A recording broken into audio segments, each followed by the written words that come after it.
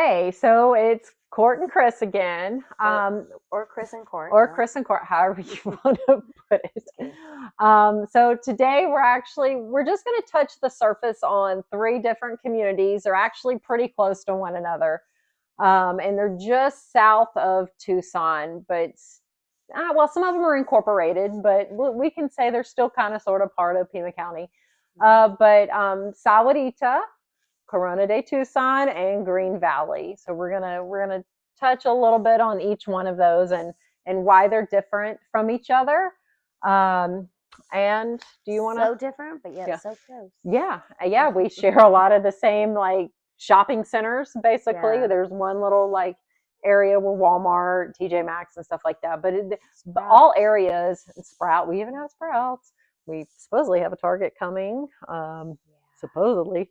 I guess we'll find out. But anyways, we're gonna touch about what's different amongst both of those communities. And Sahuarita, which is a master plan community, and it's not all of Sahuarita. Sahuarita actually expands past that, Corona de Tucson, and I kind of use Corona de Tucson a little loosely, but we'll have Christina talk more about that because she lives out that way.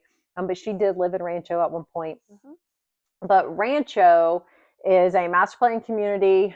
It started, like in the late 90s, early 2000s when all of the homes were being built. I think we're at 25 years.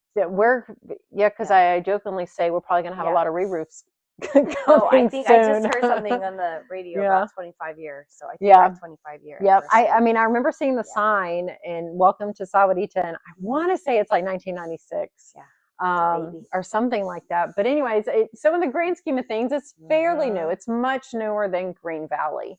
We will say that Green Valley's been around since the 60s.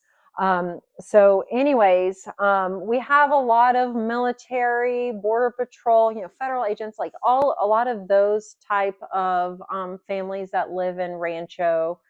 And it's, like I said, it's a master plan community. So we have a lot of recreation. We do have monthly HOA fees. In 2026, it's currently 136. I think it went up to 136 this year. But we have multiple pools, multiple clubs. There's like a teen center. We have a multi-million-dollar facility or recreation center coming soon because they're expanding on the other side. So that's coming for what as well. You pay monthly and what you get. Is well worth it. I will say that. I think so.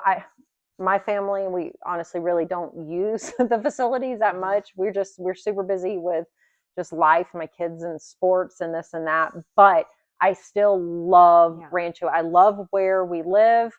When we moved here 6 years ago, we actually were looking in Vail, which we'll do another episode about Vail because that is another amazing area to consider as well if you're moving to this, to Southern Arizona.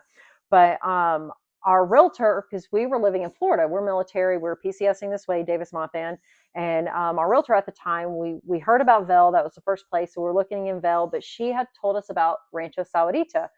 And so we started exploring homes here. Well, this is where we ended up landing, and I'm so glad we did. I absolutely love it. It is community-based. It is, I'll be driving down Rancho Boulevard, Rancho Sahuarita Boulevard at, late at night sometimes, not all the time, but sometimes, and there's kids out playing basketball. It's super active. There's always people out running, walking their dogs, or just strolling. Oh, we have a lake. How can I forget about the lake? There's a huge lake. It's stocked. I think we might need an episode only for Rancho Sahuarita. There's so I know. I did say we're only going to touch the base here, but I am going a little deep because I am so passionate. As a military spouse, we've lived in multiple areas, and this is by far my favorite. And we have decided to put roots, settle our roots here, and our youngest will. This is where he'll grow up and graduate. My husband is now retired, and this is where we're going to stay. I love it. I think it's amazing. So this is from my experience. But anyways, let's move on. Is there anything else about Rancho that I might have forgot? Because I know I'm starting to ramble. There's a lot, but I don't think we're going to be able to put it in this episode. Okay. But if you want that kind of community feeling, that It's very family oriented. Everybody lives here, 55 plus, below. You touched on it. Yeah.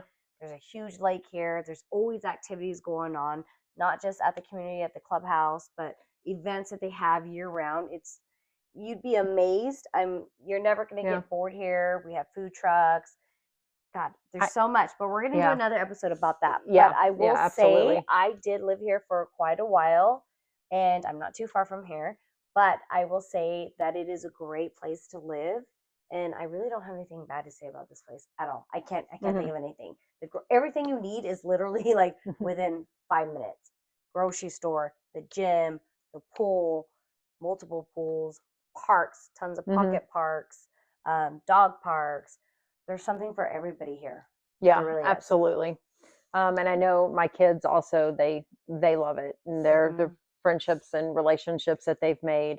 You can actually be like, go outside and play and come back when it gets dark. We have like a parent chat, and it's like, hey, who has my kid? Where's my kid? It's just one of those communities where they go out and they're kids. I think there's a commercial, everything at your fingertips actually means that. Yeah. Because it really does mean that. Yep. So, but switching over to Corona. You want to talk about Corona? Okay, yeah. Sure. Okay. So Corona de Tucson is about, I don't know, I'd say probably 10-minute drive east down Sahuarita Road. And it is kind of considered Vail. It is in the Vail School District, which is the highly sought after school district. But I would say it's like a little pocket area to live. There's no grocery store there. There is a gas station there. There is a market gas station. So if you forget something crucial, you can go down to the Roadrunner, pick up what you need. It's a good and a bad thing, because buyers sometimes are, hey, I can't live here. There's not a grocery store 5 minutes away, like Rancho, Sahuarita. And then some people, like, that's what they want. They want to feel like they're not in the city. They want that kind of like small town home feel. And there's great houses there. Affordability is great views. There's more properties with acreage if that's what you're looking for. But like I said, I think most of the time it's either the make or break is there's not a grocery store close enough. But honestly, it's about a 10-minute drive either to Vail or to Sahuarita to a grocery store.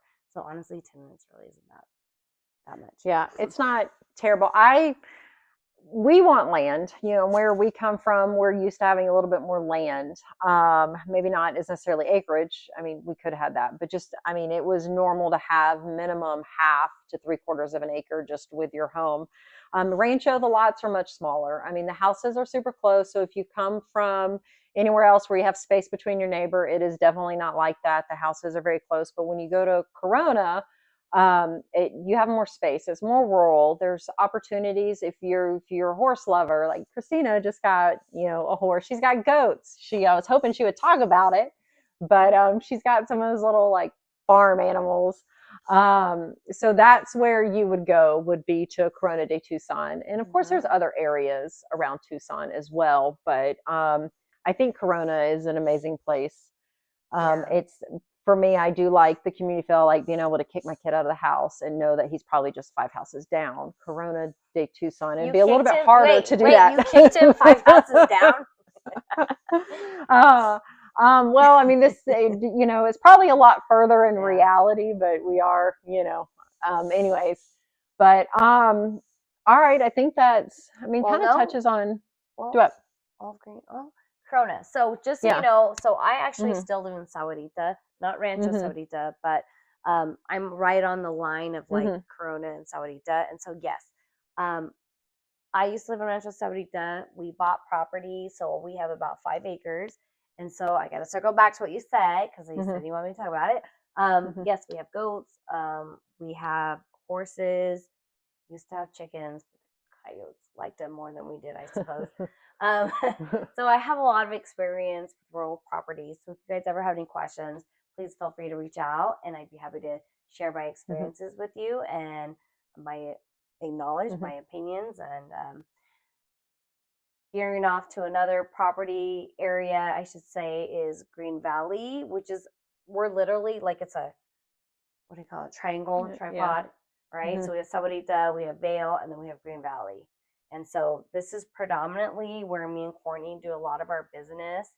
Obviously, we're not limited to that area, but we have a lot of experience there. So Green Yeah, Valley. Green Valley. So I know we've already have talked some about Green Valley, but Green Valley is predominantly 55 plus retirement community. There is some areas of Green Valley that is not 55 age restricted, but most of Green Valley is, Mhm. and then it also is within a GVR area as well, which that's, you can find that on another episode where we kind of dig deep into what GVR is. But Green Valley, it's a lot of transplant. I mean, I think Arizona in general is a lot of transplants, but I know Sahuarita and Green Valley, there definitely are a lot of transplants between military and retirees. We get a lot of clients that have friends that live in Green Valley and they come and visit and they fall in love with it. But that, I would say Green Valley, the it's pretty small area, but it is so like it's community based. And what I mean is that it's just the community there is so strong. Everything that is within Green Valley is the definition of community. I mean, you have everything from, there's so many different volunteer organizations that you could be a part of. There's like you've got the Desert Meadow Park, which is amazing in itself. And that was actually a park that was created, ages ago to bring the community together. And then you have GVR, which is the heart of Green Valley, and that's just a nonprofit based recreation membership that gets attached to a house. And there's another episode we can we dig into that. But yeah, Green Valley it's a special place. It really is. It started back in the 60s to bring active retirement, or to bring yeah, I guess just to bring like an active retirement lifestyle to retirees. Yeah. Um, Yeah. I think something that we need to talk about though is the Green Valley lifestyle. So regardless of GVR, like it is definitely a different lifestyle. It is very slow. It's very, I don't know. I want to say it's active, but it's also slow at the same time, if that makes sense. I mean, once like 5 o'clock, 6 o'clock comes, it's quiet. It's like a ghost town. Unless it's like an 8 o'clock at night at Elks Lodge or something like that. Wait, okay, yeah. But so let me rewind. Don't let it fool you, though. Okay? It's not people that there that slow, but it does shut down. Have like a little bit of a nightlife, and so there are places where they have live music and entertainment. And I mean, geez, Desert Diamond is like right there. There's all sorts of artists and people that come through that would be great. Yeah, and then I mean the CPAC as well, the Community Performing Arts Center, where there's bands that come through. So there's a lot of things to do in Green Valley. Some folks think Green Valley is it's kind of hard to say. It can be slow because it can shut down around 6. Most people are like, okay, it's I'm getting ready to go to bed, settle down. But there are some places that are open. I mean, there's karaoke at the 19th hole. There's CPAC, so you've got those shows that come through. The Elks Lodge, they have a lot of activity events and bands. And golf. And oh my gosh, golf is big here too. Golf is huge. We'll do another episode on that. Year-round golfing people. Yep, right? Yep. There's people that move just for the golf. I'm not a huge golfer. But we'll do our best. I can drive. Yeah. So don't let Green Valley fool you at all. It is definitely. You'd be surprised how many people move here and then they bring like 5 of their friends here. We sometimes are working with like past clients that are trying to get their friends to work with us, and their friends are like, I don't know. And then we'll connect with their friends, but eventually their friends were like, man, why did I wait so long? Yeah, once they come to visit, they love it here. Yeah. And sometimes they're snowbirds, which are seasonal. And then a lot of the time we have clients that are like, we want to be here full time. And they sell back there and they sell their snowbird house here and they find something, bigger, permanent here for them. Yeah, well, actually, we do have a snowbird season, which is going on right now. So January through like mid-April, I've seen where the selling and buying season is what I'm referring to, and which is opposite of what it normally would be. So our peak season is probably the down season for other areas, just because that's when everybody's here is during the. Yep. And then with that, when snowbirds, they leave, in April, it depends on the weather, of course, and, when the snow melts and this and that with their homes.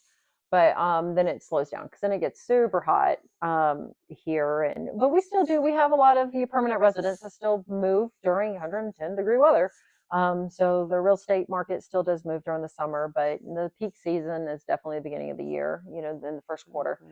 But don't let her scare you with 110-degree weather, because honestly, it's really not that bad. And your body acclimates to it. And, there's people that come from Minnesota and they're like, I don't want to go back to the cold because they get used to it. They like it. The health benefits. I've had people move here just because of the health benefits. They're like, I don't ache anymore. My body's like, I feel great. So there's a lot of pros about it. I'm originally from Idaho. I'll never go back to anywhere where it's cold. Like, I like the warm. I'm good. And really, it's only about 3 months out of the year that it's kind of high. But you know what? It's really not that bad. Yeah, you get used to it. I think we should do another episode on that, because I get a lot of questions about the weather. I'm from Mobile, Alabama. I'm talking about monsoon season. So I'm from where it's hot and humid. Here it's hot and dry, and I'll take hot and dry over hot and humid any day of the week, anytime, whatever. I love it here. I can handle the heat. It doesn't bother me. And the good thing is that you just get in the shade and you can't really tell where it's humid. I mean, you can't get you're away not from hanging out outside unless you're at the pool. I mean, honestly, you're going to your car, to your house, or to the pool. But monsoon season. Once you're here during the monsoon season, it's the best time. Yep. So we'll leave that. We'll stop rambling. And we'll leave that for another episode. So I think that's pretty much it. We weren't going to dig too deep into the communities, but we went pretty deep into Green Valley. But like always, if you guys have specific questions, please reach out to us and we can go in a lot more depth for you and answer any questions you have. Yep, absolutely. All right. Well, it was nice talking to you again.